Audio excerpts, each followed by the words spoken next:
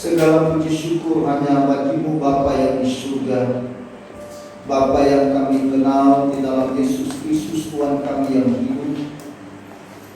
Pagi hari ini kami bersyukur bahwa oleh kasih setia Tuhan, sehingga kami boleh ada sebagaimana ada kami saat pagi ini. Kami bersyukur di dalam perkenaan Tuhan, kami boleh datang di hadapan hadirat-Mu. Dan teristimewa saat ini kami boleh mau menerima akan berkat firman-Mu yang hidup.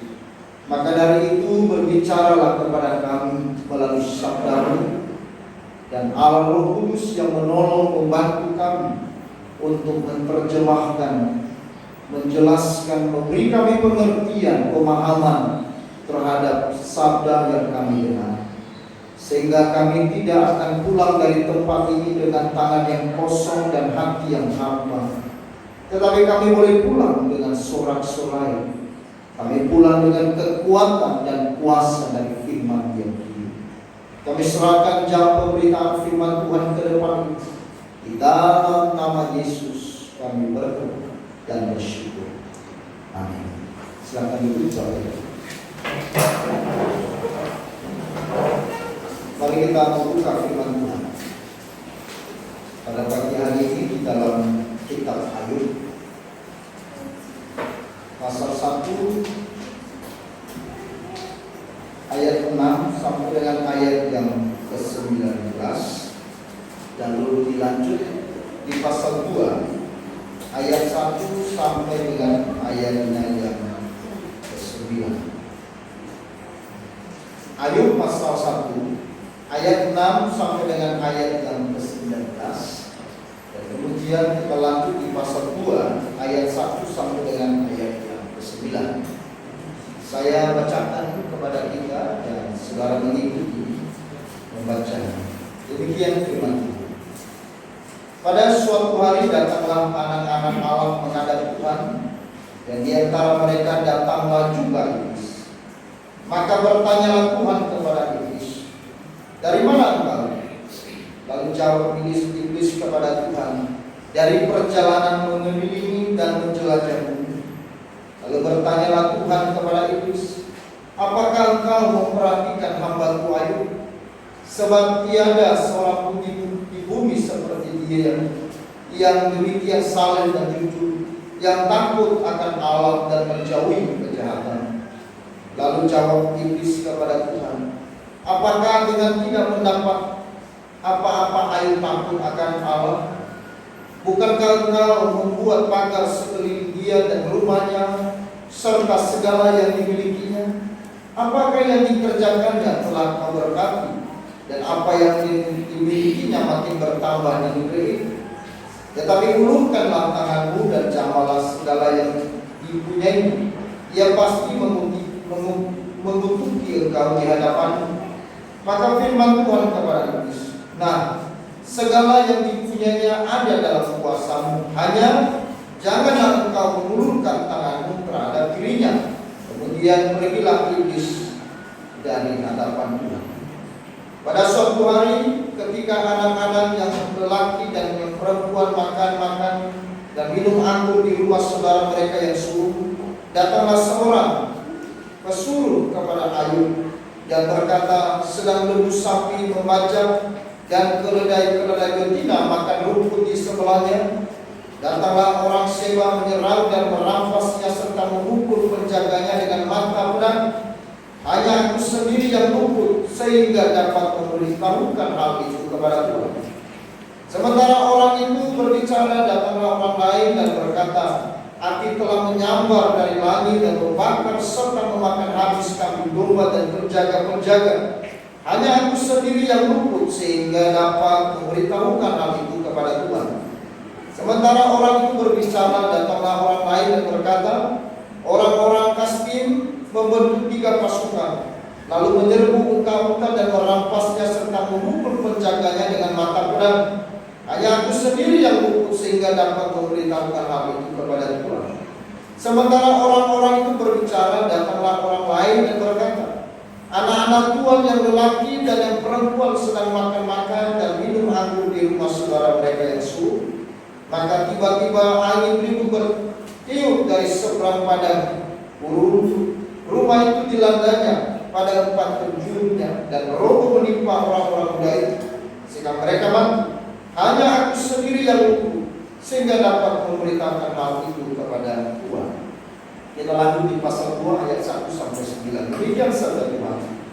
Pada suatu hari datanglah anak-anak Allah menghadap Tuhan, dan di antara mereka datang juga iblis untuk menghadap Tuhan. Maka bertanyalah Tuhan kepada iblis, dari mana engkau? Lalu jawab iblis kepada Tuhan, dari perjalanan mengelilingi dan menjelajah bumi. Firman Tuhan kepada iblis, apakah engkau memperhatikan hamba-Ku Ayub? Sebab tiada seorang pun di bumi seperti dia yang demikian saleh dan jujur, yang takut akan Allah dan menjauhi kejahatan. Ia tetap tekun dalam kesalehannya, meskipun ia telah membujuk aku melawan dia yang mencelakakannya tanpa alasan.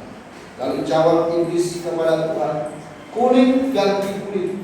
Orang akan memberikan segala yang dipunyainya ganti nyawanya. Tetapi ulurkanlah tanganmu dan jam malam tulang dan daging, ia akan pasti menguntuti engkau di hadapanmu. Maka firman Tuhan kepada iblis, nah, ia dalam kuasamu, hanya sayangkan nyawanya. Kemudian iblis pergi dari hadapan Tuhan, lalu ditimpanya Ayub dengan bara yang busuk dari telapak kakinya sampai ke batu di kepalanya. Lalu Ayub mengambil sekeping beling untuk menggaruk-garuk badannya sambil duduk di tengah-tengah api. Maka berkatalah istrinya kepadanya, masih bertekunkah engkau dalam kesalehanmu? Kutukilah Allahmu dan matilah. Amin. Berbahagialah kita saudara-saudara sekalian yang sudah membaca firman Tuhan saat ini, dan kita adalah orang yang berbahagia, yang percaya dan melakukan firman Tuhan. Saudara-saudara yang dikasihi oleh Tuhan, hampir dipastikan bahwa dalam seluruh aspek hidup kita pasti menggunakan yang namanya strategi. Dalam bidang militer misalnya, strategi adalah penting. Tentara harus memiliki strategi untuk menyerang, dan juga harus bisa membaca strategi lawan. Barulah dia menjadi pemenang dalam sebuah peperangan. Dalam bidang olahraga, sepak bola misalnya, untuk sebuah tim dapat menang, ia harus punya strategi yang baik, dan juga harus bisa mampu membaca dan mematahkan strategis lawan. Saudara-saudara, untuk kita keluar sebagai pemenang dalam sebuah percobaan, maka kita harus mengetahui strategi apa yang sedang digunakan oleh lawan atau musuh kita. Dalam pencobaan yang dihadapi oleh Ayub, yang dilancarkan oleh iblis, maka iblis mencobai Ayub dan tentu juga manusia dengan strategi-strategi. Sehingga dalam konteks ini saudara-saudara, kita bisa dapat melihat 3 strategi yang digunakan oleh iblis di dalam mencobai Ayub. Penting bagi orang Kristen hari ini untuk mengerti dan mengetahui strategi ini, karena tentunya strategi iblis untuk mencobai Ayub tidak hanya berlaku bagi Ayub saja, tetapi ini juga adalah strategis yang terus dilancarkan oleh iblis untuk menghancurkan orang-orang percaya. Nah, apa strategi yang digunakan iblis di dalam mencobai Ayub, saudara-saudara? Yang pertama, iblis mendakwa Ayub di hadapan Tuhan. Di dalam pasal 1 ayat yang ke-6 ayat 13, maka di situ kita lihat, pada suatu hari datanglah anak-anak Allah menghadap Tuhan, dan di antara mereka datanglah juga iblis. Lalu di pasal 2 dikatakan, pada suatu hari datanglah anak-anak Allah menghadap Tuhan, Ya, di antara mereka juga datang juga iblis untuk menghadap Tuhan. Saudara-saudara, apa tujuan atau alasan dari iblis menghadap Tuhan saat itu? Tujuan daripada iblis datang kepada Tuhan, yaitu iblis sedang mau mendakwa Ayub di hadapan Tuhan.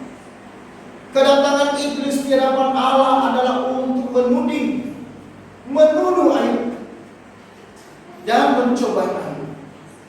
Saudara-saudara, manusia sering menjadi kalah dan menyerah karena kita tidak kuat dengan dakwaan iblis terhadap kita. Salah satu strategis yang dipakai oleh iblis untuk menyerang manusia, yaitu dia menuduh kepada manusia. Sama seperti juga yang pernah dilakukan di Taman Eden kepada Adam dan Hawa. Di sini juga iblis melancarkan serangan yang sama, strategis yang sama untuk menghancurkan iman daripada Ayub. Dia menuding. Iblis mendakwa dengan masa lalu. Iblis menuduh kita dengan masa lalu. Saudara-saudara, ini sering kemudian melemahkan iman kita. Kemudian kita menjadi putus asa. Sering iblis datang berbicara kepada kita dan berkata, kamu adalah orang yang tidak baik. Kamu adalah manusia yang gagal. Kamu dulu adalah jahat. Kamu dulu ini dan itu dan ini sebagainya. Sehingga ini saudara-saudara, kemudian seseorang yang terus dituduh oleh iblis akhirnya menjadi apa? Menjadi lemah. Bukan hanya menjadi lemah, tetapi kemudian tudingan itu terus menyerang kepada manusia. Dan akhirnya saudara-saudara, kemudian manusia menjadi putus asa. Dia tidak bangkit lagi.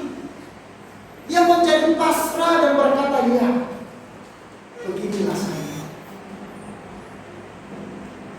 Saudara-saudara, bersyukur bahwa Ayub dia tidak terkalahkan oleh dakwaan daripada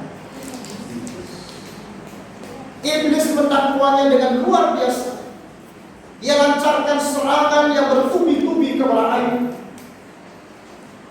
Bahkan dia menggunakan dengan cara-cara yang luar biasa sampai dia minta kepada Tuhan, mungkin kalau dia kehilangan segala apa yang dimilikinya, barangkali si Ayub akan menutup darah. Iblis berpikir bahwa dengan Ayub kehilangan hartanya, maka Ayub akan menjadi kecewa. Ayub akan menjadi marah. Ayub akan berpaling daripada Tuhan dan menutup diri. Saudara-saudara yang dikasihi oleh Tuhan, iblis sering menggunakan strategi untuk menghancurkan iman dari orang percaya. Sering iblis datang mencobai manusia dengan apa? Dengan merampas apa yang kita miliki. Itulah sebabnya saudara-saudara, Tuhan sering berkata begini, di mana hartamu berada, disitulah hatimu. Artinya bahwa harta itu begitu penting. Bahkan itu bisa menjadi jiwa yang kedua. Banyak orang-orang ketika kehilangan apa yang dimilikinya, lalu kemudian mereka menjadi bunuh diri. Banyak orang-orang ketika mengalami sebuah kebangkrutan, saudara-saudara, lalu kemudian dia menjadi kehilangan iman. Itulah sebabnya dari Taman Eden sampai dengan saat ini, iblis terus bergerak untuk mencobai manusia dengan dakwaan-dakwaan, bahkan dengan segala strategis menghancurkan apa yang menjadi harta yang paling berharga bagi seseorang. Maka Alkitab berkata, jangan menaruh hatimu kepada harta, jangan menaruh hatimu kepada dunia, jangan menaruh hatimu kepada apa yang kau miliki. Kenapa? Kalau engkau menaruh hatimu kepada itu, pada suatu saat engkau kehilangan, maka apa yang terjadi? Engkau kehilangan nyawa, engkau kehilangan iman. Maka kita perlu waspada saudara-saudara, dengan kita harus memiliki perspektif yang benar, cara pandang yang benar, melihat segala sesuatu yang Tuhan boleh percayakan untuk kita miliki. Kita percaya Bapak Ibu bahwa semua yang ada pada kita, semua yang kita miliki adalah titipan Tuhan. Betul? Apa artinya titipan? Titipan itu artinya suatu waktu diambil kembali.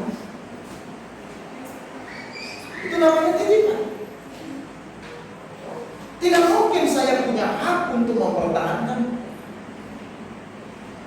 Kan itu titipan. Titipan itu apa?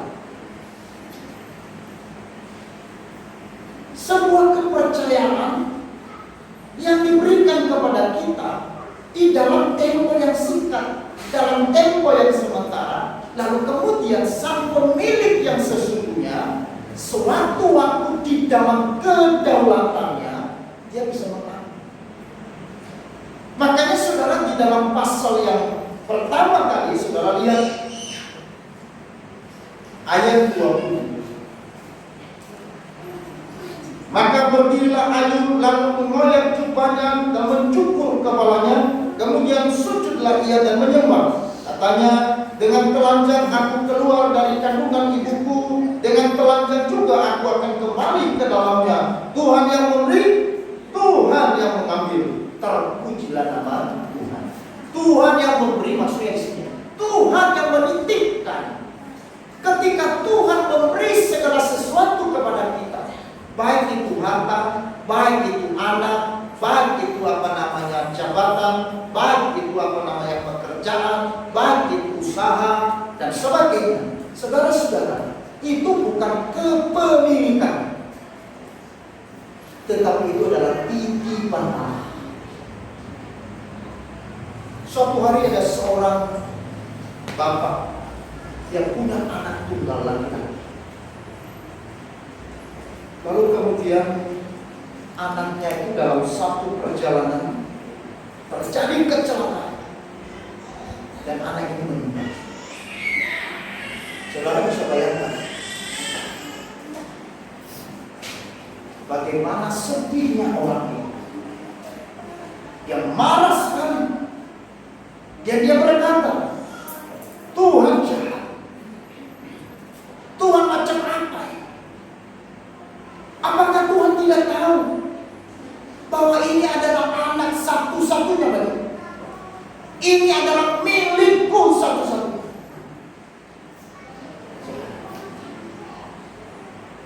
Kalimat itu justru memperburuk hidupnya. Kenapa? Karena dia berkata, itu adalah milikku satu-satunya. Klaim terhadap kepemilikan dirinya justru meruntuhkan akan imannya di hadapan Tuhan. Dan dia, saudara-saudara, beberapa tahun lamanya dia menjadi stres. Bapak ini betul-betul stres. Hidupnya kacau. Dan dia berkata, sudah tidak ada lagi artinya hidup saya.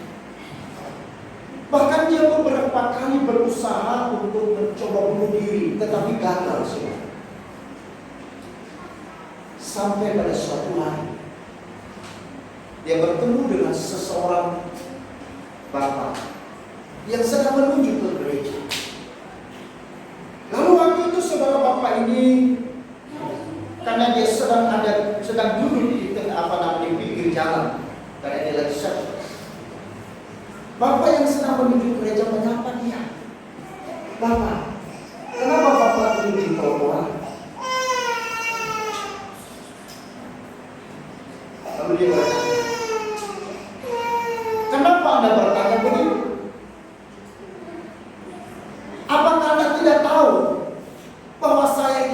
tidak ada artinya lagi.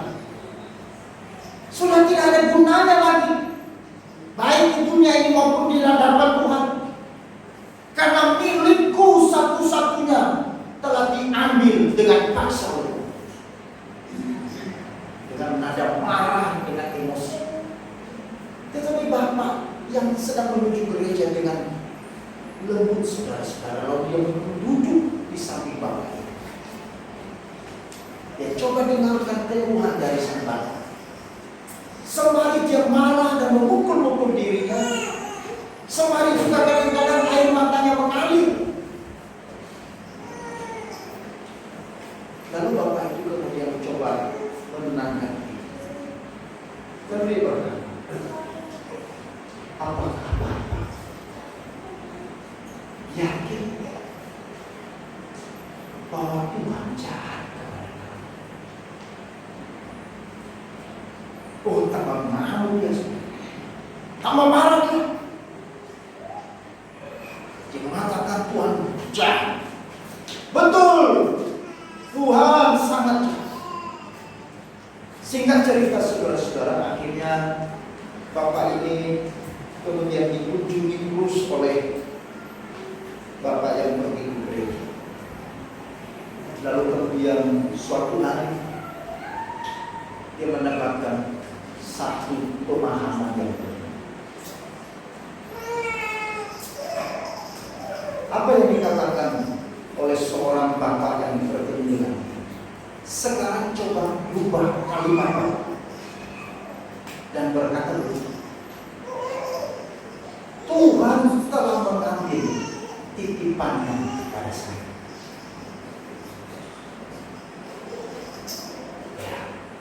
Dia mencoba. Awalnya saudara kalimatnya sama, tapi katanya berbeda. Tuhan telah mengambil titipannya pada saya. Masih dikatakan Tuhan masih jahat. Tapi lambat laun, terus dia dalam kemarahannya, di dalam kesedihannya, dia selalu berucap, Tuhan telah mengambil titipannya dari saya.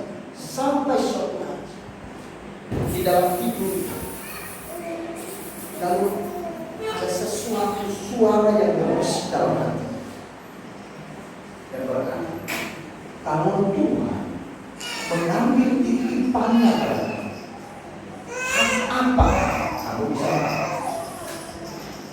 Kalau Tuhan telah mengambil titipannya kepada kamu, dasar apakah kamu lakukan?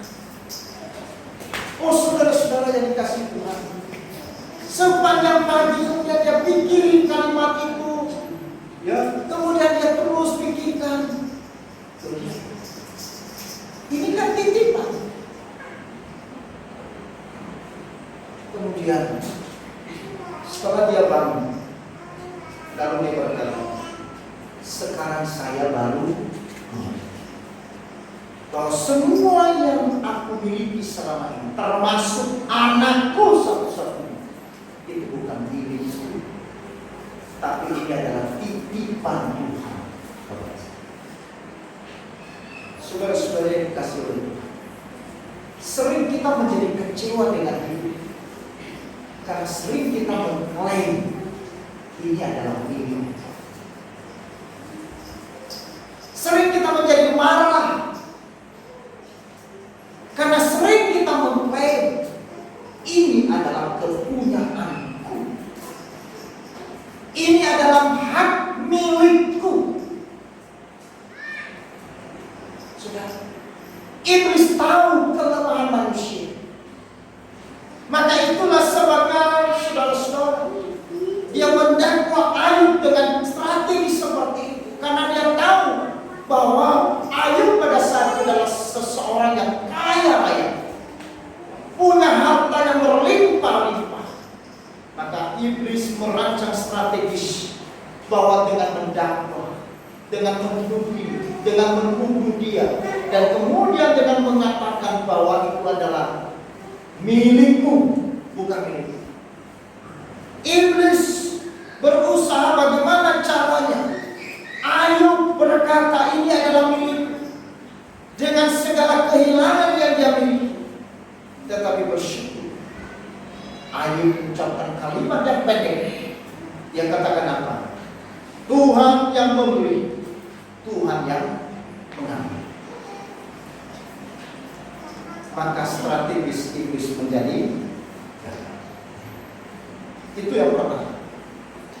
Saudara-saudaraku yang dikasih oleh Tuhan, sering kita dalam hidup menjadi kita lemah, sering kita menjadi putus asa, sering kita kehilangan iman, saudara-saudara, dalam hidup, karena kita lebih cenderung mendengar apa yang orang lain katakan kepada kita.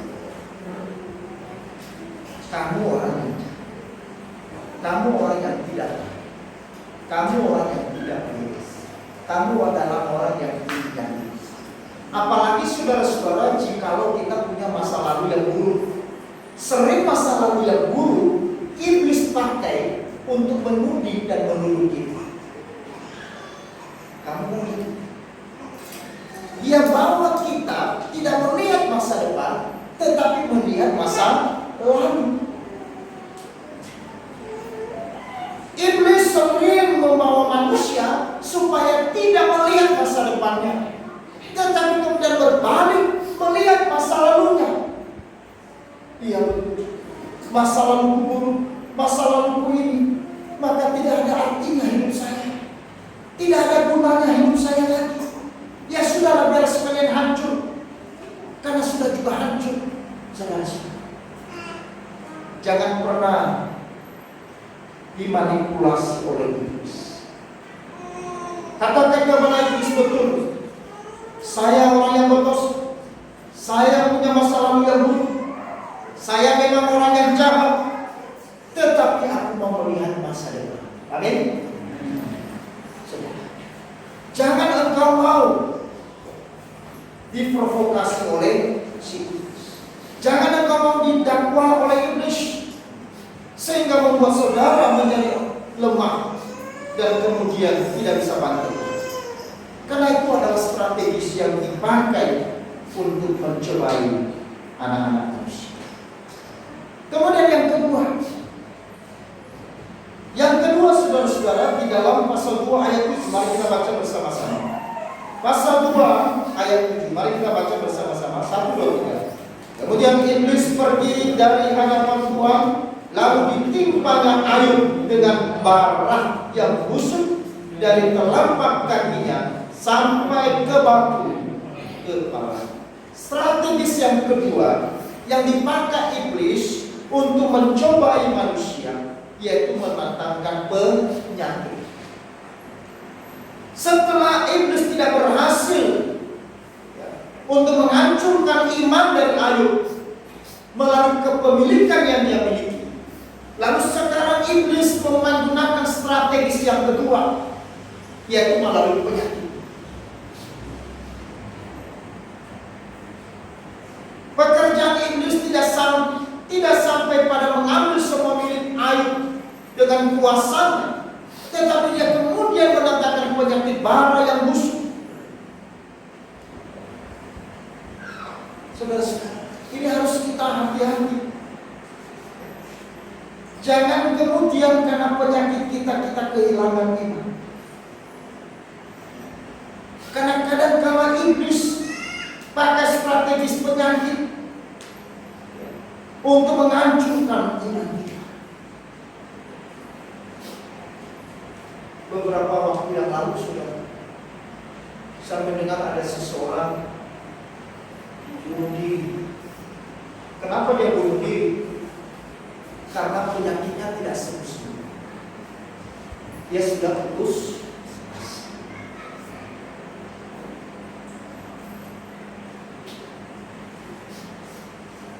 Ini bisa menjadi strategis daripada iblis.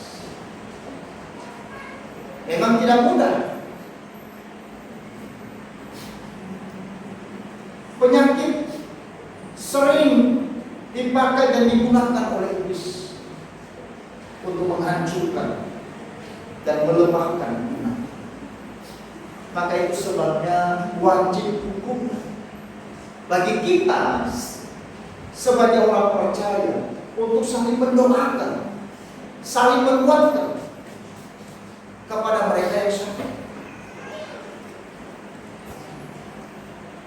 Ada kalanya orang terjatuh karena penyakit.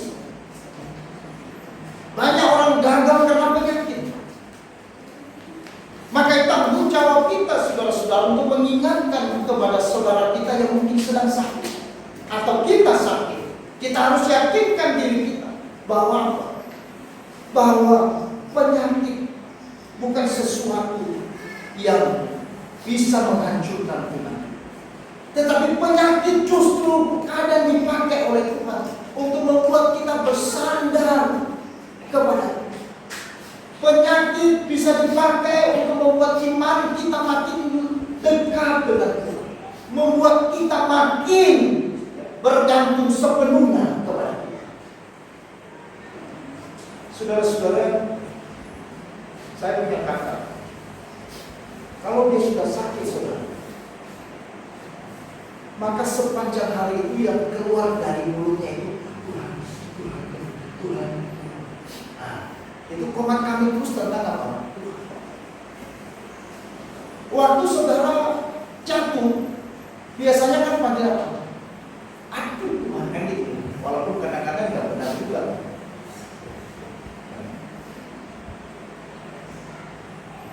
Jadi penyakit tidak selalu negatif. Penyakit justru bisa memberi kepada kita satu kekuatan.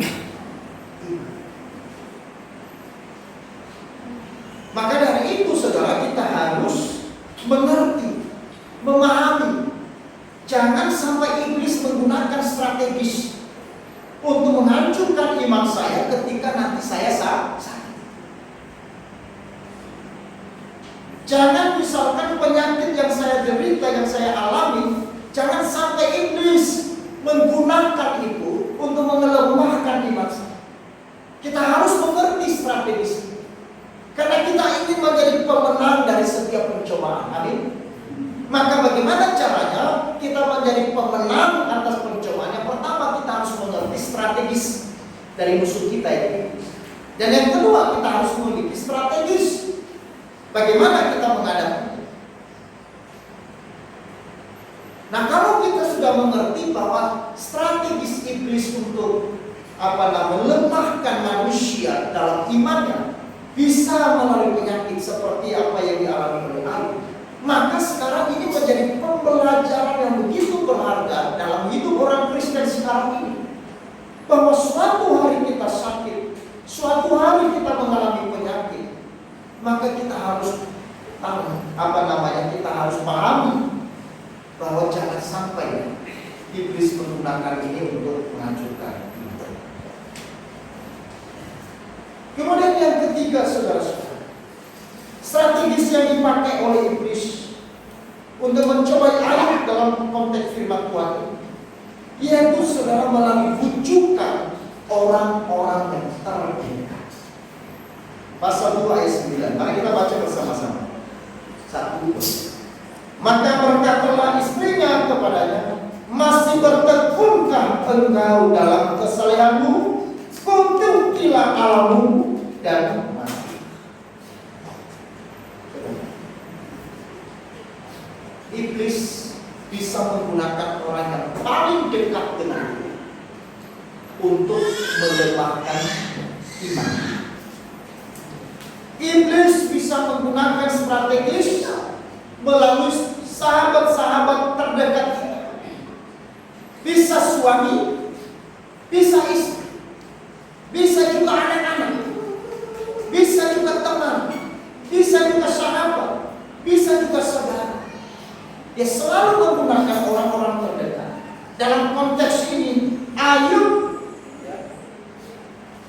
dicobai oleh iblis menggunakan siapa? Menggunakan istrinya sendiri. Apa yang dikatakan istrinya?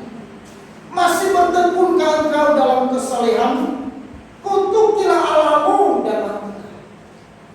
Iman kita sering berhadapan bukan jauh, tetapi orang yang terdekat dengan kita. Iman kita terhambat bukan karena orang yang lain, tetapi sering iman kita terhambat karena apa? Pengaruh dari orang yang paling dekat dengan kita. Suatu hari saudara, ada seorang penginjil di desa. Dia pergi ke desa yang sangat terkecil, yang melayani di sana. Setiap hari dia pergi memberitakan Injil dari desa ke desa.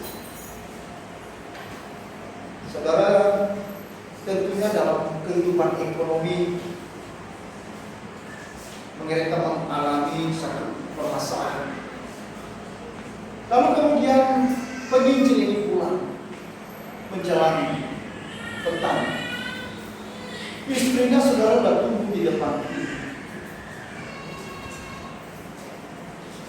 Waktu suami pulang dia berkata, "Selamat sore." Istrinya jawab, "Makanlah, itu Alkitab." Karena penginjil ini sedang bawa Alkitab. Mengapa istrinya berkata? Karena mereka sedang tidak punya makanan. Kamu keliling terus beritakan Injil, beritakan firman, tapi engkau lupa di rumah tidak ada makanan yang bisa dimakan. Itu pukulan yang begitu berat. Penginjil itu menangis. Tidak mudah, saudara. Seorang penginjil, seorang hamba Tuhan, atau siapapun, kadang-kadang iman kita bisa menjadi lemah. Bukan karena tantangan dari orang luar, tetapi justru dari orang-orang yang terdekat kita, saudara. Dan itu bisa meruntuhkan kita punya kekuatan. Dan penginjil itu, saudara-saudara, berminggu-minggu dia dalam putus asa. Di satu sisi dia mengakui bahwa betul saya tidak bisa memberi makan bagi keluarga saya. Tetapi di sisi yang lain dia juga mengakui bahwa panggilannya adalah untuk memberitakan Injil. Mudah kan? Saya tidak tahu, mungkin saudara punya tantangan iman dari orang-orang yang paling dekat. Di Sabda Panggung dulu, saudara, ada seorang jemaat. Dia dari agama lain, lalu bertobat. Dia anak kacau. Dia sembunyi-sembunyi ke gereja. Suatu hari, saudara-saudara, dia ketahuan sama bapak. Saudara, apa yang terjadi? Dihajar habis-habisan untuk dilarang. Tiap minggu saudara dia dikurung. Mesti minggu dikurung di kamar, digembok dari luar.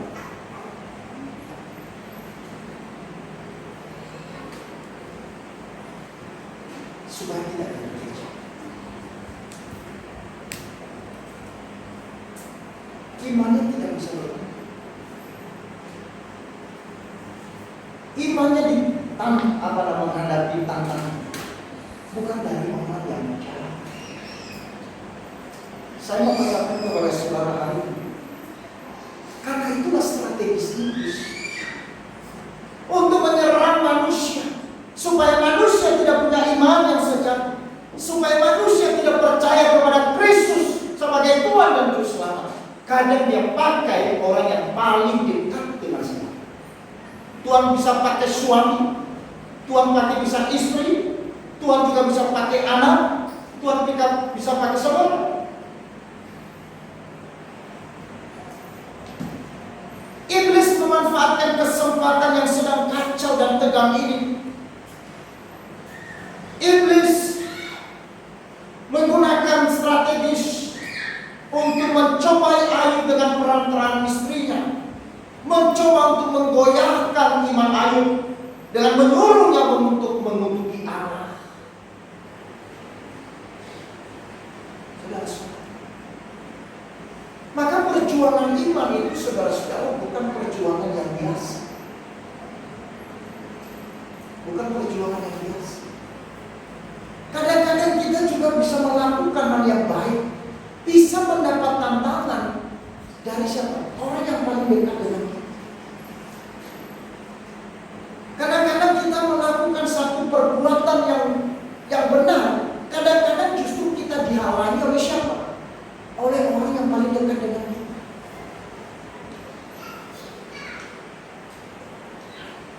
Saudara, suatu hari saya punya teman alumni. Waktu itu saya masih mahasiswa. Lalu kemudian kami bekerja waktu liburan. Karena dulu saya punya kebiasaan tiap liburan itu saya bekerja. Ada liburan 1 minggu, liburan 1 bulan, 27 hari. Liburan 2 hari saya selalu cari kerja. Waktu itu saya ada liburan 1 bulan, saya cari borongan. Borongan apa? Borongan buku. Saya borong buku untuk di flamer, untuk dicat, bersihkan. Lalu kemudian saya cari tenaga. Nah, saya cari tenaga. Kalau ada mahasiswa yang ikut, silakan. Jadi ternyata dari begitu banyak mahasiswa tidak semua mau ikut. Kenapa? Itu kerja proyek. Ini hamba Tuhan ini kan sekolah teologi ya. Hanya 5 orang yang ikut dengan saya. Lalu waktu salah satu dulu almarhum yaitu Pak Octavianus Glenn, itu pernah ikut saya. Kami borong. Nah, pemilik dari ruko ini saudara-saudara dijemput kami dari Saleh, lalu diantar ke ruko. Nanti sore juga diantar kembali ke Saleh. Karena jaraknya cukup jauh. Waktu kami diantar hari pertama turun, saudara, dia punya topi bagus bapak ini. Bapak ini orangnya dermawan, suka memberi. Teman saya ini yang almarhum Octavianus dia ini duduk di depan supir. Jadi sambil ketawa. Nah, siap bapak ini dia, oh, topi bapak itu bagus sekali. Oh iya, kamu suka? Suka.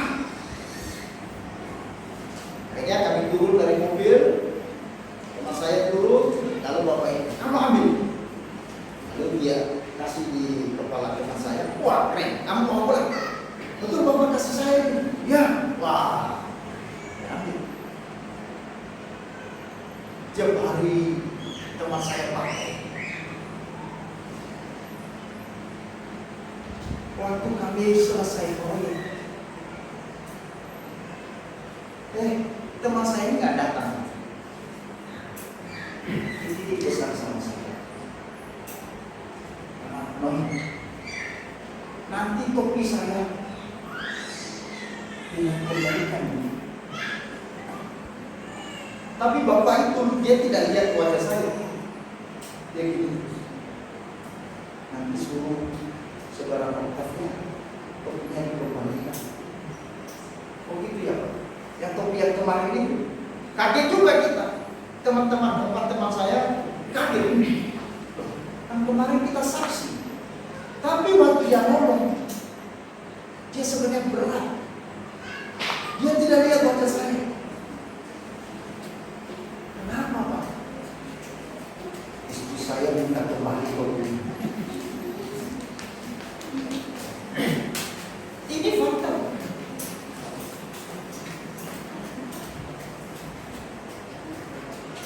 Kadang-kadang tindakan yang baik bisa terhalang. Bukan dari orang yang jahat. Kadang-kadang kita itu mau melayani Tuhan, tapi suami berkata, mau tidur di gereja dong. Di satu jemaat yang pernah saya layani, saya tidak perlu sebutkan namanya, tapi masih jemaat yang ibu ini begitu cinta pelayanan, tapi tantangannya terhadap suami. Tiap kali suami sudah di depan gereja. Mau jadi suami pendeta ya? Kita dengar. Waduh, itu ngeri sekali. Saya waktu itu masih waduh. Mau jadi suami pendeta? Itu jemaat juga. Jemaat sama-sama jemaat.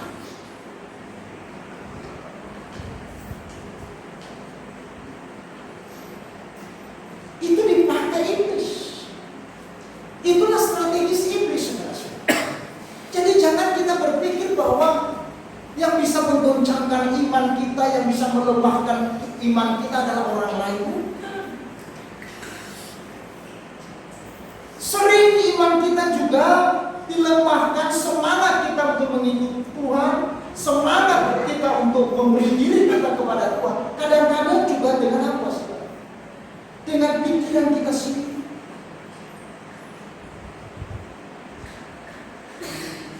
Nah, oleh karena itu saudara-saudara, maka dengan kita mengerti 3 strategi iblis yang mencobai Ayub, biarlah ini juga menjadi satu pemahaman besar bagi kita, supaya kita waspada. Jangan sampai strategis ini digunakan untuk menggoncangkan, menggoyahkan, menghancurkan akan iman percaya kita kepada Dia. Iman kita juga bisa goyah, mungkin juga karena pacar, bisa juga karena teman kita yang menuding kita berkata, "Oi, sekarang si Noe ini orang suci ya." Sering kita begitu setia kepada Tuhan, lalu kita dituding oleh siapa? Kadang-kadang teman kita. Sering kita menggebu-gebu dengan semangat melayani Tuhan, sering kita dituding oleh orang lain. Atau mungkin adik kita, atau anak kita juga bisa. Papa tidurnya saja di gereja, mama tidurnya saja di gereja. Suatu hari saudara, anak saya kecil, saya kaget sekali dengan kalimat ini, tapi saya bersyukur, mumpung masih kecil ya mau. Papa pergi terus, doa terus. Kenapa kamu ngomong ini? Iya sih, Papa terus pergi. Wah, ini harus saya berikan pengertian. Makanya saya pergi. Tapi waktu saya pulang, saya kasih dia mengerti. Dia masih anak, saya mengerti. Mungkin dia butuh perhatian. Mungkin dia pikir kemana aja dia Bapak ini. Lalu saya menjelaskan bahwa waktu nanti kamu besar pun, kamu juga harus kadang-kadang pergi untuk melayani, berdoa, sebagainya. Oh, nah sekarang dia tidak pernah lagi ngomong. Nah saudara-saudara, mari kita belajar bagaimana Ayub mencoba bertahan di dalam pencobaan yang sedang dilancarkan oleh iblis. Pencobaan yang dialami Ayub, yang dilakukan oleh iblis, terjadi dalam konteks kedaulatan Allah. Tetapi akhirnya Ayub dapat bertahan dalam pencobaan. Dan bukan hanya Ayub bertahan, tetapi kemudian Ayub keluar sebagai pemenang. Pencobaan boleh datang. Iblis boleh menggunakan strategis dengan mendakwa kita, dengan mendatangkan penyakit, bahkan dengan segala macam rujukan, dan menggunakan orang-orang terdekat kita untuk menggoncangkan iman kita. Tetapi mari saudara belajar dari bahwa melihat segala sesuatu, bahwa ini adalah perjuangan yang perlu harus dihadapi bersama dengan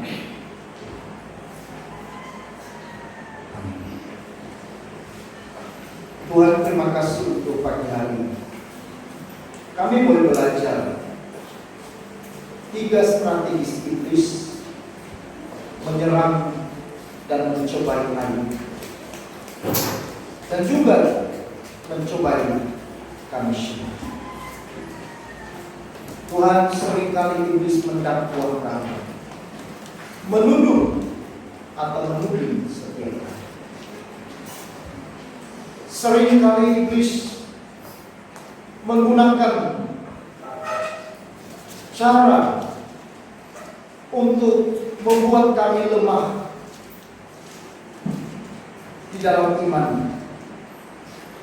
menyerang kami dengan segala strategisnya, dengan mendatangkan penyakit-penyakit supaya kami menjauh dari itu. Tetapi Tuhan, tolong setiap kami